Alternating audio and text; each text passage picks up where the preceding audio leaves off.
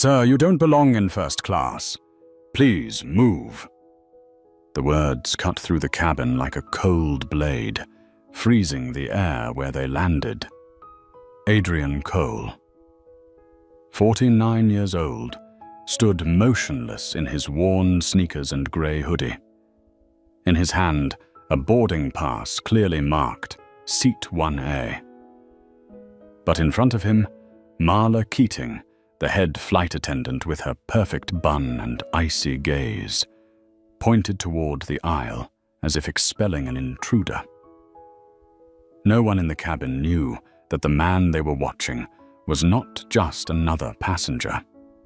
He was the chairman of Ether Aviation Group, the parent company that owned this airline. Yet in that moment, he was simply a stranger being doubted, publicly humiliated in a place reserved for those deemed to belong. The soft golden light of the first-class cabin reflected off a glass of champagne in the hand of Sabrina Vale, a young woman in a white cashmere sweater, seated comfortably in Seat 1A. Adrian's seat. She leaned back with a smirk of quiet amusement at the scene unfolding. Marla did not even glance at Adrian's boarding pass.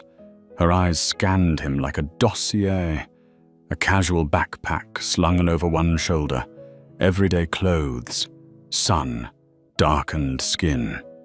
To her, the file was already written, Adrian Cole, unworthy. "Please vacate this area.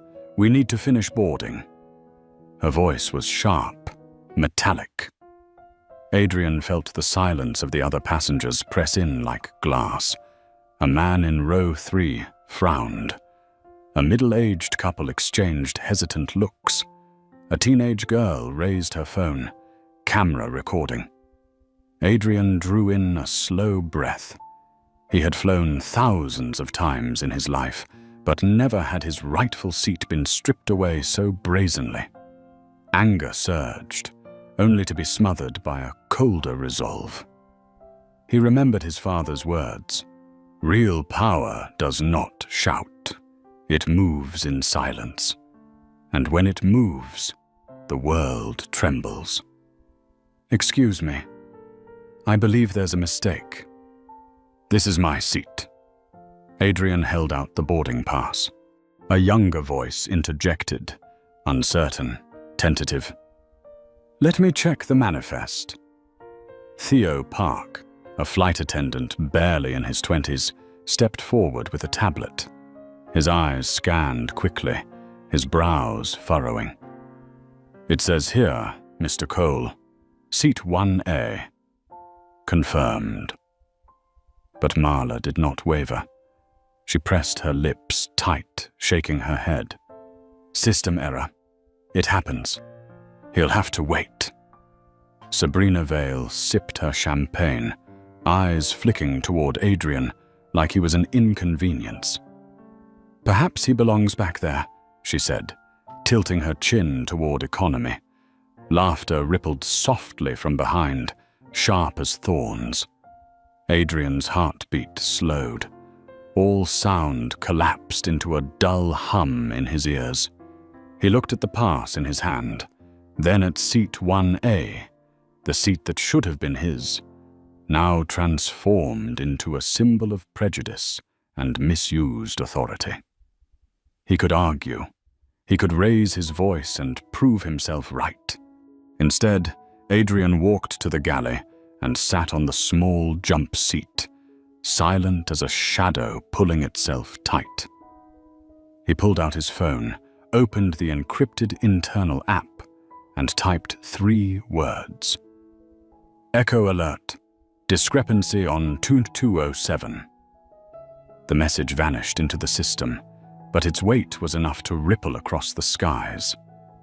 In the cabin, eyes stayed fixed on him.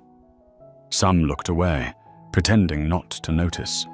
Others kept filming, waiting for the humiliation of a fraudulent passenger. Marla turned back to her work, smiling coolly at other first-class guests, treating him as if he no longer existed. But they did not know. None of them knew that the man on the jump seat, in a worn hoodie, held the authority to ground the entire fleet with a single signal. Adrian closed his eyes, not to retreat, but to listen. The sound of suitcase wheels rolling on the floor, seats clicking back, whispers thick with annoyance, curiosity, judgment. He felt each glance, each murmur, each silent verdict. He saw himself at 15, told deliveries go to the side entrance on the first day of a business summer camp. 34 years later, the sting of those words still pierced. And today, in the first-class cabin of Flight 2207, the lesson repeated, this time in front of dozens of witnesses, under dozens of lenses. Adrian opened his eyes. Behind their stillness burned unshakable resolve. He did not need to shout. He did not need to argue. All it would take was a single action. One keystroke, and the skies would shift. And those who had looked at him as if he did not belong would soon discover who they had shared this flight with.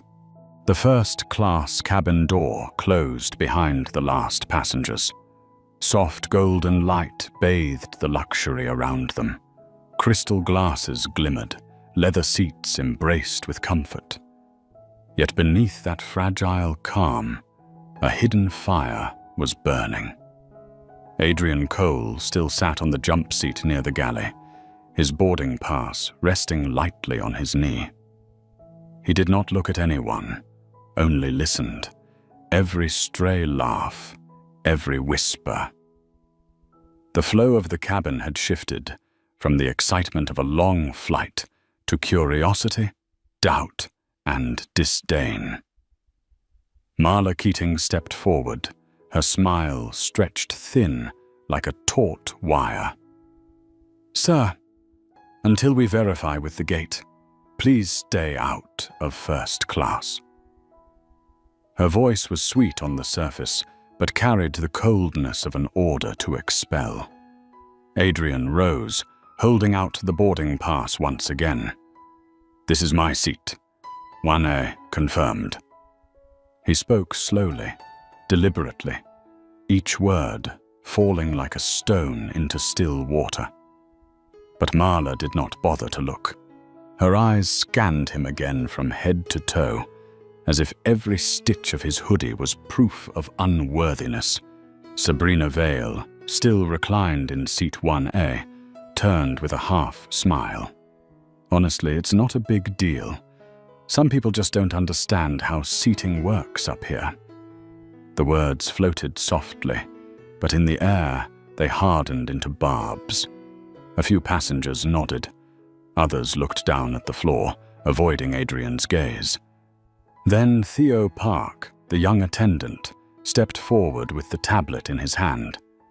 He drew a deep breath, his voice shaky but firm.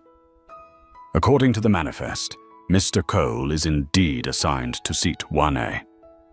The cabin froze. Marla curled her lip, snapping her head away, as though he had spoken something unnecessary.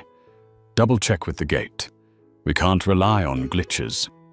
With that, she turned her back, leaving the truth shining plainly on the screen. Adrian did not argue.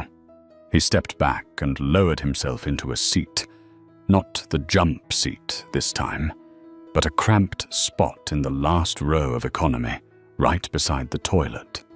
The air smelled of chemicals and bodies. Doors clattered open and shut with every flush. From the heaven of first class, he had been pushed to the floor. It was no longer a mistake. It was humiliation. He opened his phone again. The screen's pale light reflected in eyes calm yet burning. "Echo alert confirmed. Forced relocation.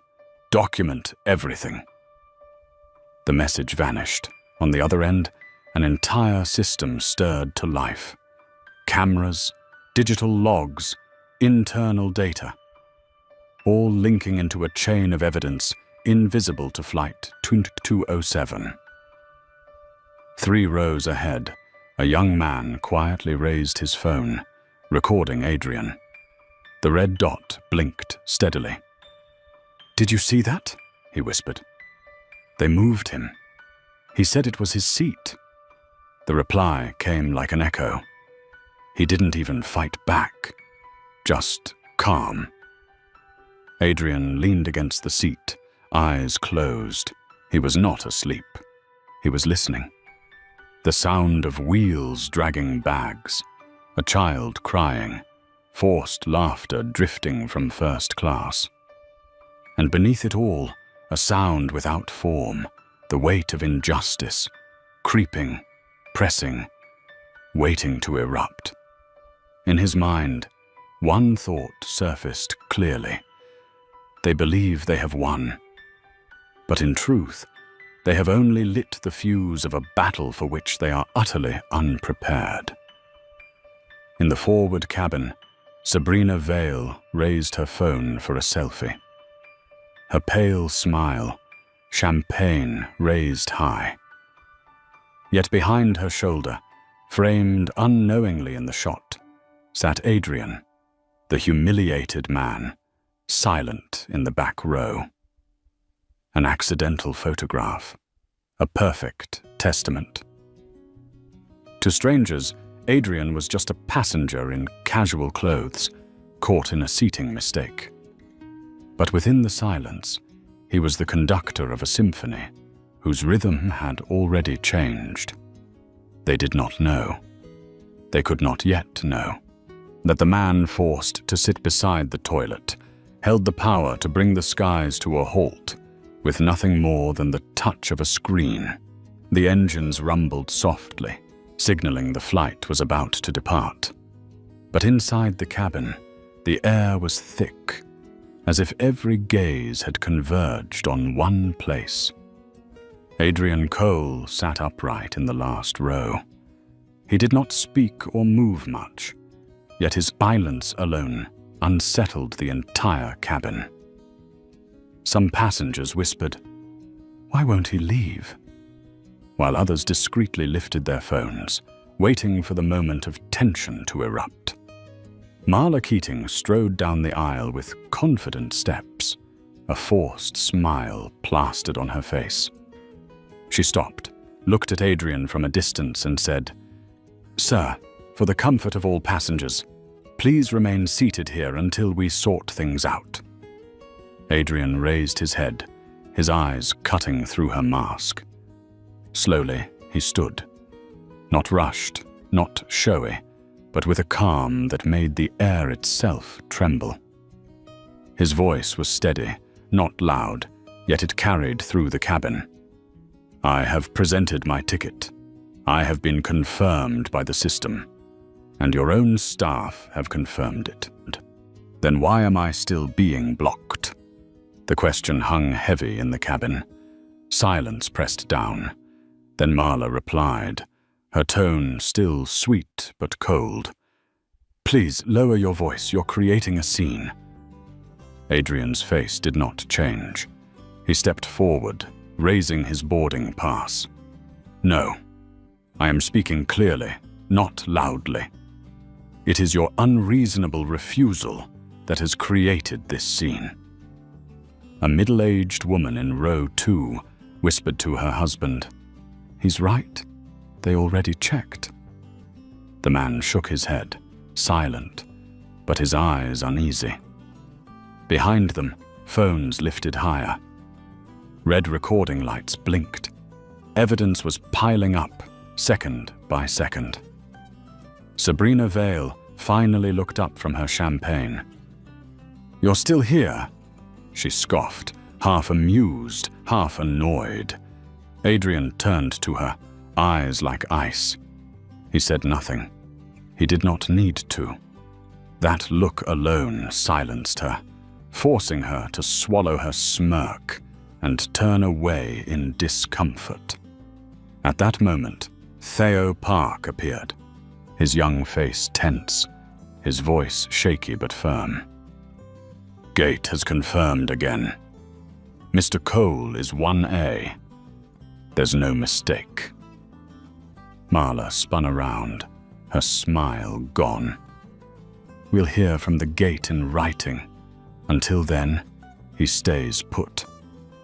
Her voice cut sharp like steel. Adrian drew a deep breath. He knew his patience was not weakness, but a weapon. Yet he also understood that if he allowed this to continue, the story would be twisted beyond recognition. He turned, facing the nearby rows, his voice resonant. "Ladies and gentlemen, look closely. I have shown every proof. The system has confirmed it. Yet I am still denied, still pushed to the back. I only ask to sit in the seat I paid for.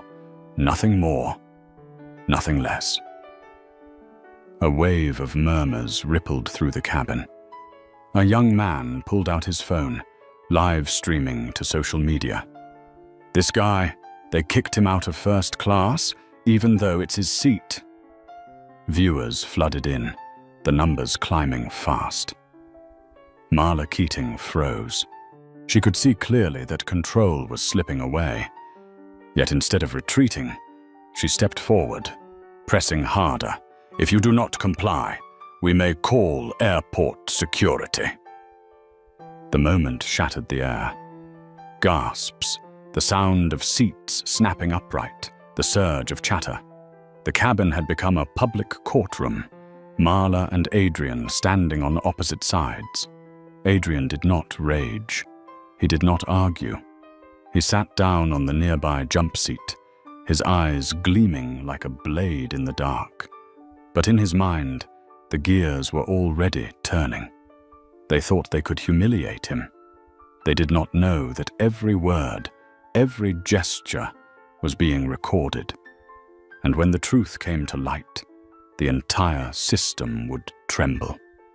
He placed the boarding pass back on his lap, a silent declaration.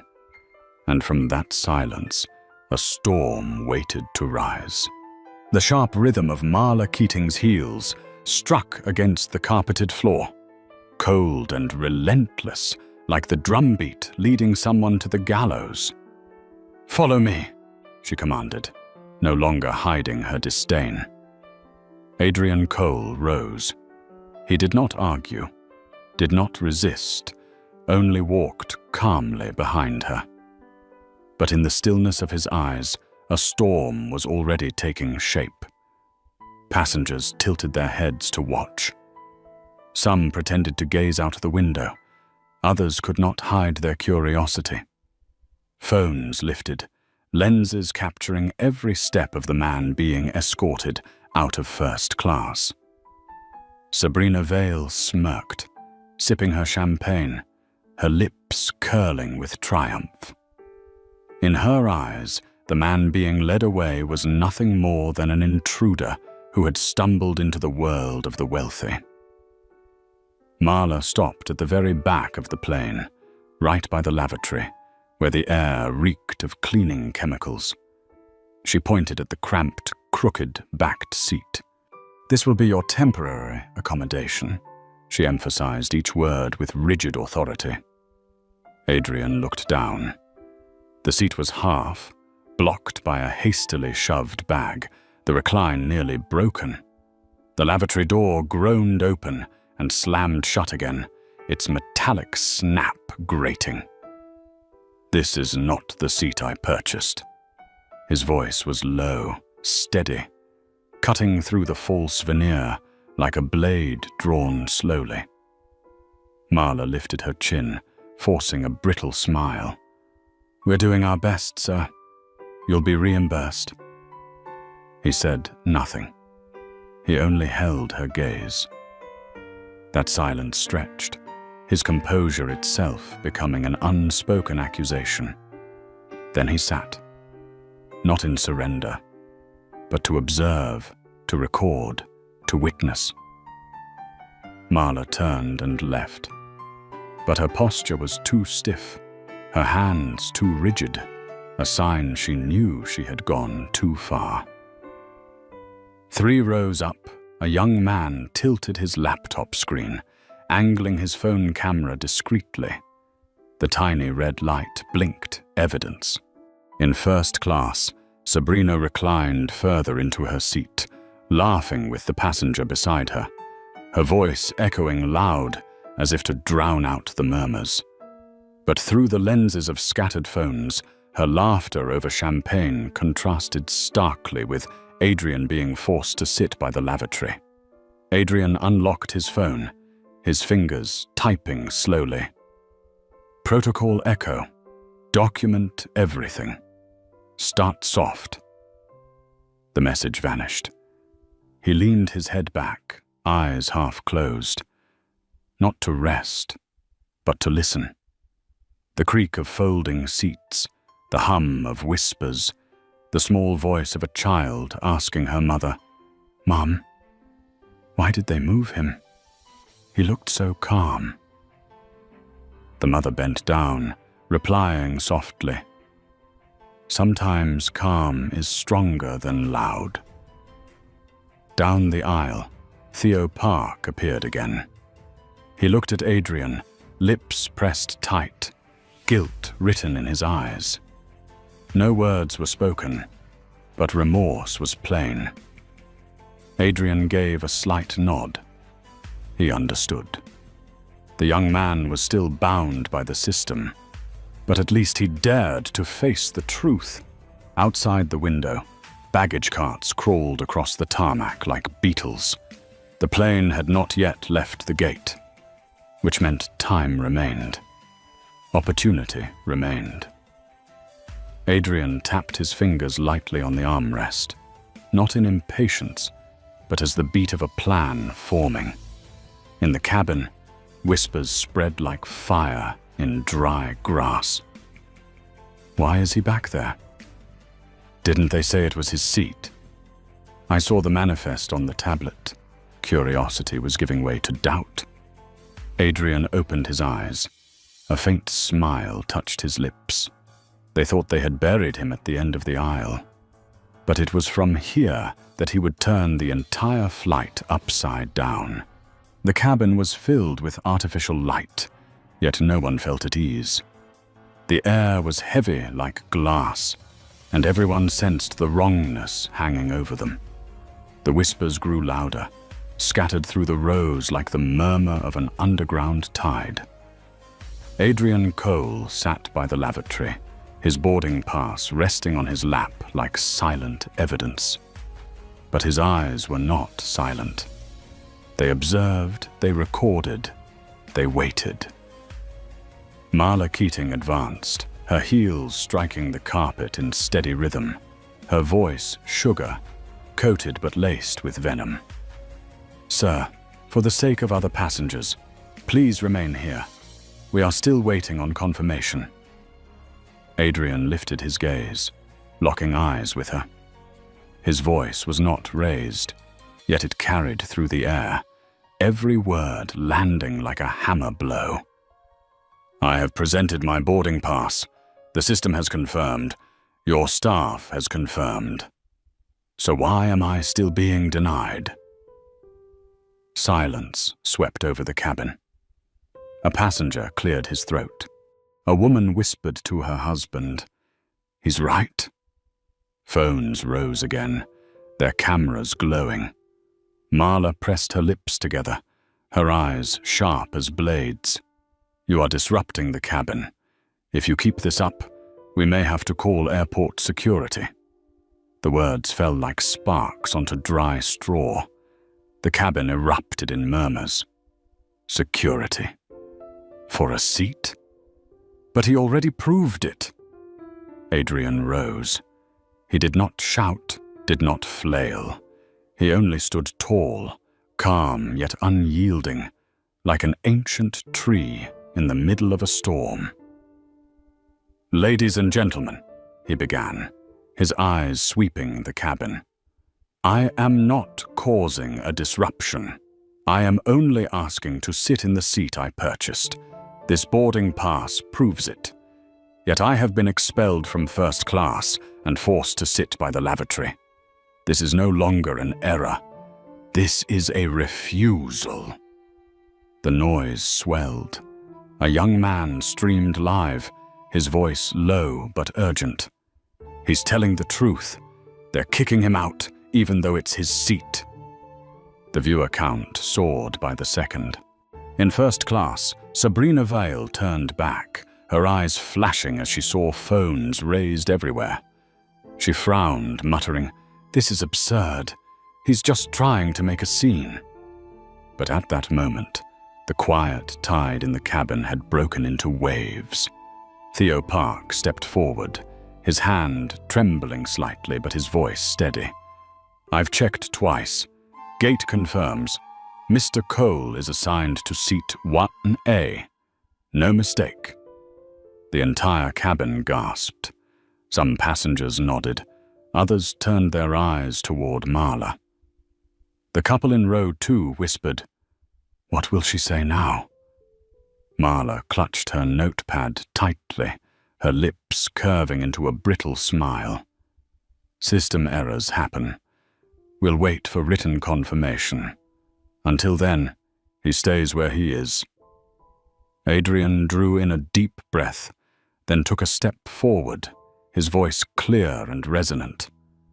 "I do not need more paperwork. The truth is already enough. What I am asking for is not privilege. It is a rightful seat, the same dignity any passenger deserves." The whispers flared again, spreading like fire across dry grass. A woman leaned to her friend. "He's right. If they can do this to him, they can do it to any of us." Marla faltered, then snapped through gritted teeth. "Ben, check with the gate again." But Adrian had already sat down, composed, steady as a lion at rest. He knew the more witnesses there were, the more cameras pointed his way, the harder it would be to twist the truth.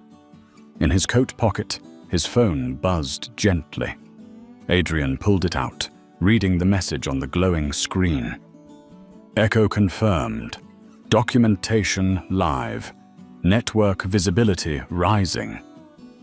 A glint of light flickered in his eyes. The plan was in motion. Marla did not know. Sabrina had no clue. Passengers were still half doubtful, but just one more step, and every mask would fall. Adrian leaned back, his hand tightening around the boarding pass. He whispered softly, only for himself to hear. "Good. Let them push themselves into the corner."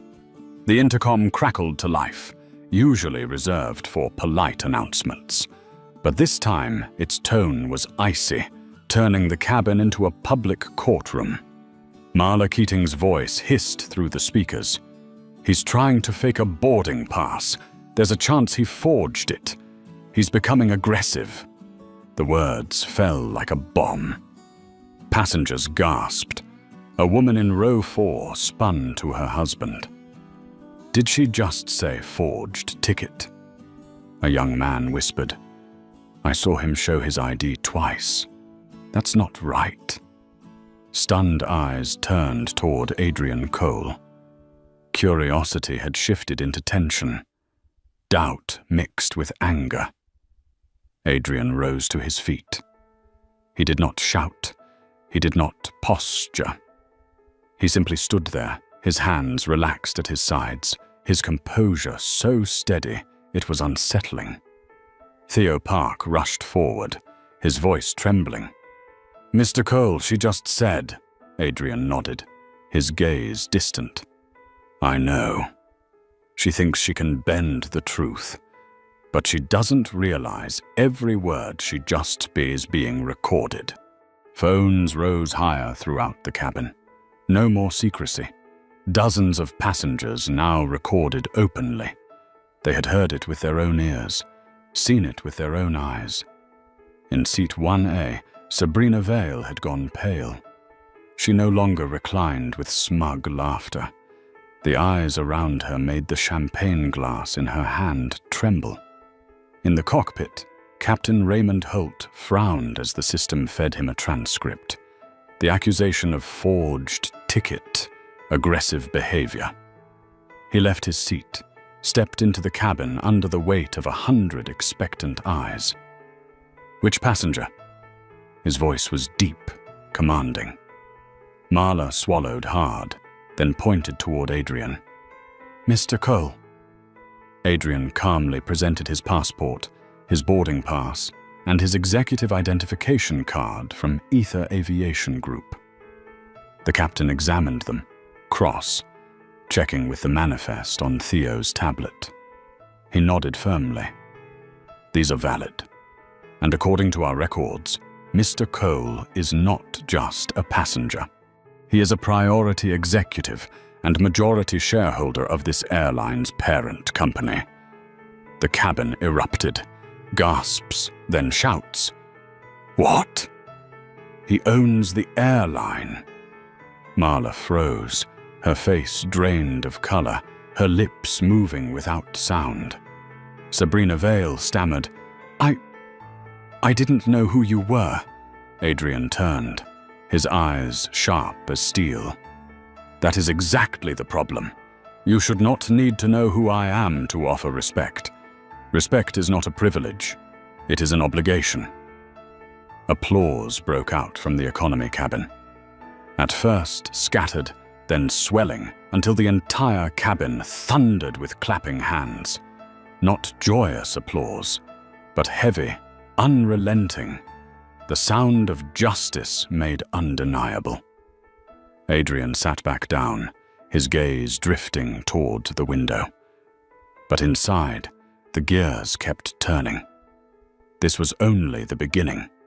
One careless lie over the intercom had just become irrefutable evidence. And from this moment on, not just an individual, but the entire system would have to answer. The cabin trembled after the captain revealed Adrian Cole's true identity. The applause still echoed like a bell tolling, signaling the balance of power had shifted. Yet Marla Keating stood frozen, her face stiff, clinging to the last scraps of control. The cabin door suddenly opened. The sharp rhythm of heels struck the carpet, crisp and commanding. Every passenger turned their head. Entering was Dana Wu, 42, Chief Operations Officer of Ether Aviation Group. Her short hair was perfectly styled, her grey suit sleek, her eyes sharp as blades. Her presence alone shifted the atmosphere. "Mr. Cole," she gave a short nod, her gaze filled with respect. "I apologize for what you've endured." Silence blanketed the cabin. Passengers who had been doubtful now looked at Dana as if a judge had entered a courtroom. Dana turned to Marla, her voice low, but every word a hammer. "Ms. Keating, please gather your things. You'll be coming with us for immediate questioning." Marla's face drained of color. She stammered, "You don't understand, I was told." Dana cut her off, her tone like ice. "Then you'll have a chance to explain, but not here. Not in front of the passengers you've just misled." Two plainclothes security officers stepped inside, flanking Marla. Phones rose across the cabin, recording the unprecedented sight. A chief flight attendant escorted out before the plane could even depart. Applause erupted again, this time louder, stronger. No longer just an acknowledgement of justice, but a release of the suffocating tension that had filled the cabin for nearly an hour. Sabrina Vale still sat in seat 1A. Her face was pale, her hand trembling as she set her champagne glass onto the tray. The smug smile was gone. The air of victory vanished. Only fear remained, her eyes locked on Adrian, waiting for judgment. Adrian walked forward slowly. He stopped in front of seat 1A, where Sabrina shrank into herself. "What did you say when I stood here? That I didn't belong?" His voice was low, measured, but carried weight. Sabrina whispered, I didn't know." Adrian's eyes fixed on her. "That is the problem. You should not need to know who I am to treat me with respect." The cabin went utterly silent. Those words pierced everyone. Not just Sabrina, not just Marla, but every passenger who had stayed silent, looked away, or accepted injustice as normal. Captain Raymond Holt stepped forward, his voice grave. "Mr. Cole, as majority shareholder, do you wish to proceed with this flight?" Adrian was silent for a few moments. He looked around, meeting every gaze, embarrassed, regretful, stunned. Then he spoke, his voice ringing like thunder. "No, this flight will not continue until accountability is restored." The cabin erupted once more. A passenger whispered, "He's stopping the entire flight?" Another gasped, "Can he even do that?" Adrian returned to seat 1A, offering no further explanation.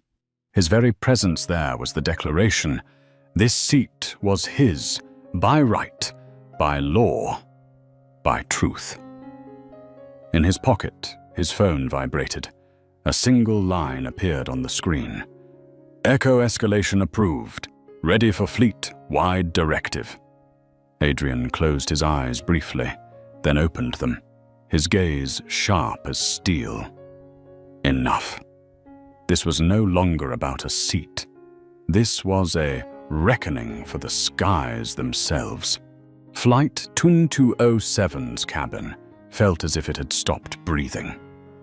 Marla Keating had been escorted out. Sabrina Vale sat frozen, her hand gripping the cold armrest of seat 1A. But the focus of the entire cabin was no longer on that seat. Every eye, every camera, every heartbeat of expectation was fixed on one man, Adrian Cole. He sat upright, boarding pass still in his hand, like a flag of justice. The phone in his pocket buzzed softly. Adrian pulled it out, the encrypted message glowing on the screen. "Echo escalation approved. Ready for fleet-wide directive." His eyes flashed. This was no longer about one flight, no longer about personal humiliation. This was the decisive moment for an system. He typed 3 words, "Ground the fleet." With a single tap, a signal rippled through the entire Ether Aviation Group network. Dozens of planes in the air, hundreds of crews, thousands of passengers, all would be affected. A decision no CEO had ever dared to make in silence. But Adrian had just done it, right there, from the very seat 1A that had been stripped from him only minutes before. In the cockpit, Captain Raymond Holt received the notification from Central Command. "Immediate hold. No pushback. Fleet-wide freeze in effect." He glanced toward Adrian, his eyes a mix of awe and respect. The cabin erupted in whispers. What did they say? All flights stopped? Impossible. He can't do that, can he? A woman shook her head, eyes wide. He just did. At the Ground Operations Center, warning lights blinked furiously across the massive board. Ether flights simultaneously shifted status, delayed, return to gate, hold. Supervisors looked on in shock, but quickly understood. The order had not come from routine command. It had come directly from the chairman himself. Back in the cabin, Dana Wu stepped closer, her voice low and steady. Fleet freeze confirmed. Media will know in minutes. Adrian gave a slight nod.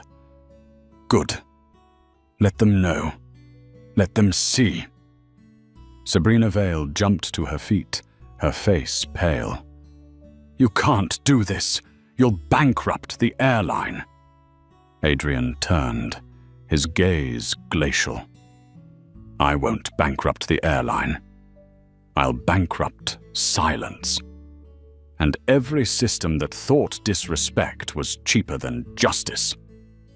The entire cabin seemed to shudder at his words. Applause thundered, louder, stronger than at any moment before. No longer scattered, no longer hesitant.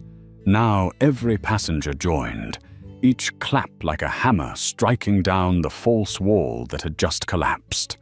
A male passenger spoke out, his voice trembling yet exhilarated. I came here for a flight, and I think I just witnessed history.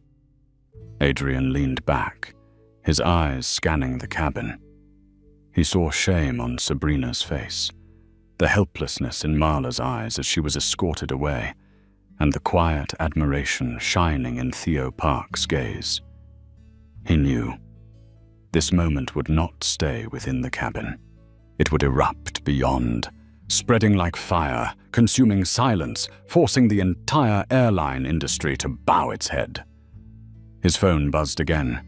A new system alert appeared. Media alert. #grounded for justice trending worldwide. Adrian allowed himself a faint smile. Not the smile of victory, but the smile of a man who knew a greater battle had just begun. As Flight 2207 sat motionless at the gate, the world outside was already in upheaval. Screens across airports lit up in red with the words "Delayed, Return to Gate." On the financial boards of New York, tickers flashed as Ether Aviation Group stock plummeted 7% in just 30 minutes. News outlets exploded. CEO grounds entire fleet amid discrimination scandal. Adrian Cole freezes skies after first-class controversy. A media storm unlike any other, and all of it traced back to the man in a grey hoodie seated in row 1A. Inside the cabin, passengers' phones rang non-stop. Videos showing Marla Keating accusing him of carrying a forged ticket had already gone viral. The hashtag #GroundedForJustice erupted, climbing to the top of global trends in under 40 minutes. Sabrina Vale shrank into seat 1A, her face drained of color. Every clap of applause, every camera turned toward Adrian, pierced her illusions of power like blades. Adrian remained still, eyes fixed on the window. He no longer needed words. His silence was the wind fanning the storm. His phone buzzed again. He opened it and saw the message from the system. Trace complete. External comms confirmed. Internal proxy detected. A name appeared in bold. Victor Ames, Senior VP of Strategic Investments. Adrian's eyes narrowed. Victor Ames, 55, a veteran of the industry, a respected figure, the same man who had publicly opposed Adrian's push for an anti-bias charter across the entire group. Now it was clear, he wasn't just an opponent, he was the one pulling the strings. Adrian recalled last month's board meeting, Victor's voice sharp. This charter is political nonsense. It will scare investors. Adrian had only smiled then. But now he understood. Victor hadn't simply resisted. He had orchestrated a setup to break him. Adrian opened a secure channel, his voice low and steady.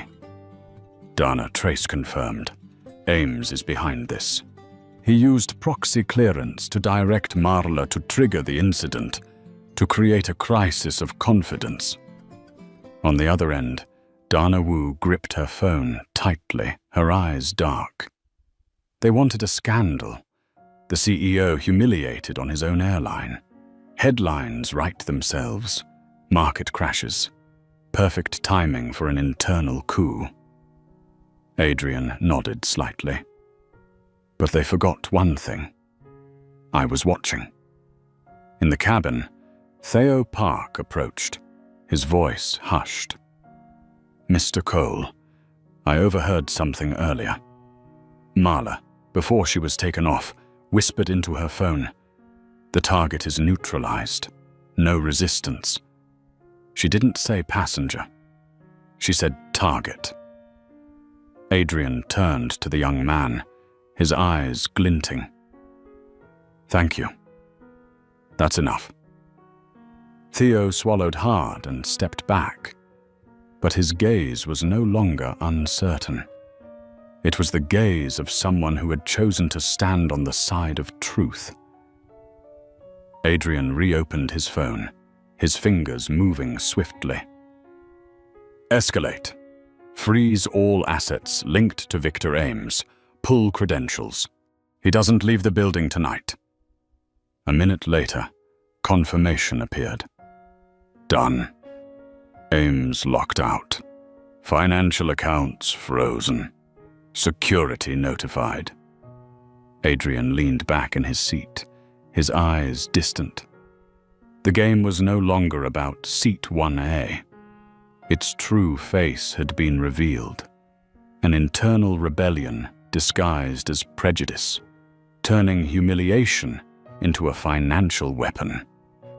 But what they had not expected was that Adrian Cole was not a pawn.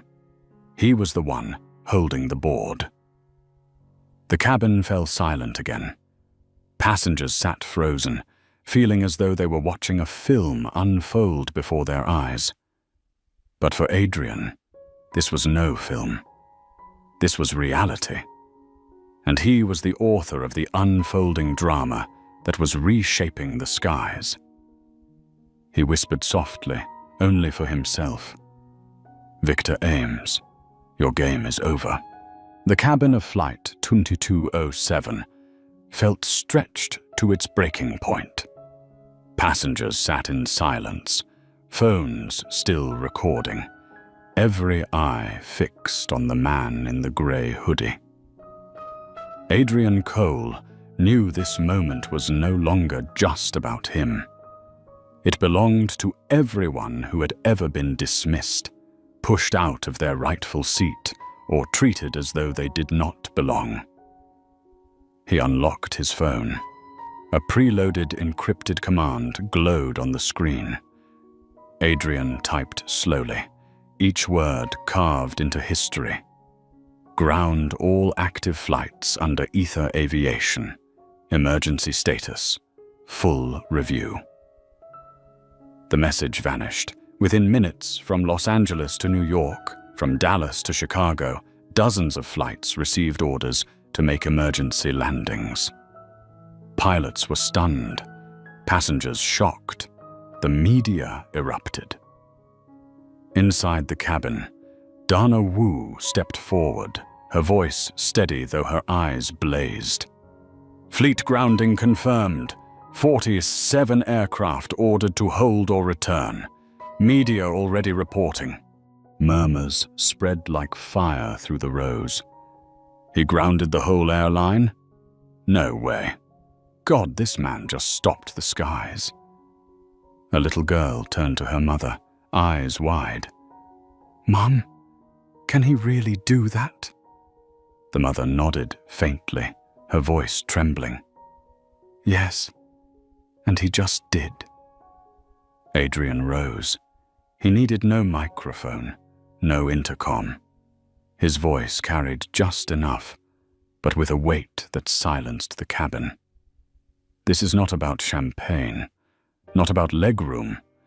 It is about respect, about accountability. From this moment, silence is no longer acceptable currency in the skies. Each word landed like a hammer striking the brittle pillars of aviation's old order. Sabrina Vale covered her face, trembling. The seat that once symbolized false privilege had become a seat of punishment. All eyes turned toward her, not with scorn, but as witnesses to a system that had long enabled prejudice. At the back row, Theo Park swallowed hard, his hand clenched around a service tray. He knew he had just witnessed an event that would enter history, and that he himself had chosen the right side.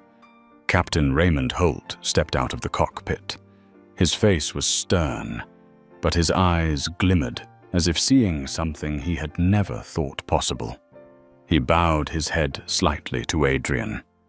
"Mr. Cole, orders received. Fleet is grounded." Adrian nodded. "Thank you, Captain. Today, we don't just fly aircraft. We reset the skies." Outside, the cabin door swung open. Airport security entered, escorting Marla Keating away amid a storm of whispers and the glow of phone cameras. No one concealed the truth any longer. The entire cabin stood, many breaking into applause, not for a journey, but to bid farewell to a decaying system that had finally collapsed. Adrian looked around, his gaze sweeping across every face. He saw shame, admiration, and hope. He knew this was only the beginning. He pulled out his phone and sent one final command. "Open Skies Portal Live.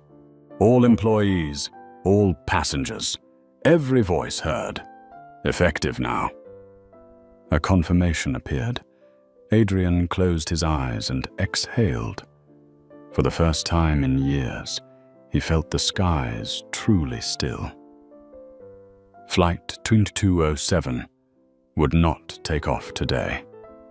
But from this moment on, aviation would never fly the same way again.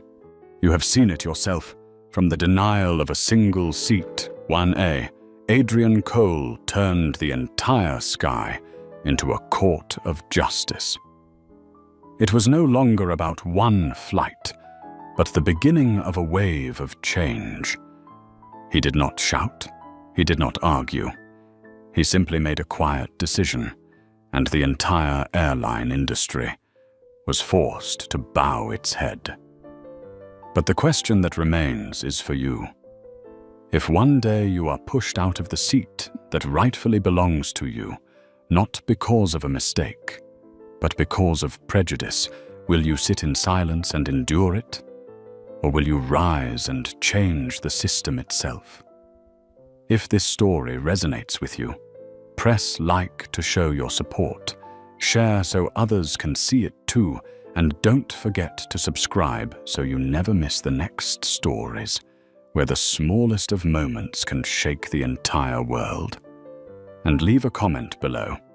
What would you do if you were in Adrian Cole's place? Because sometimes it only takes one person daring to stand up, to rewrite the rules for everyone.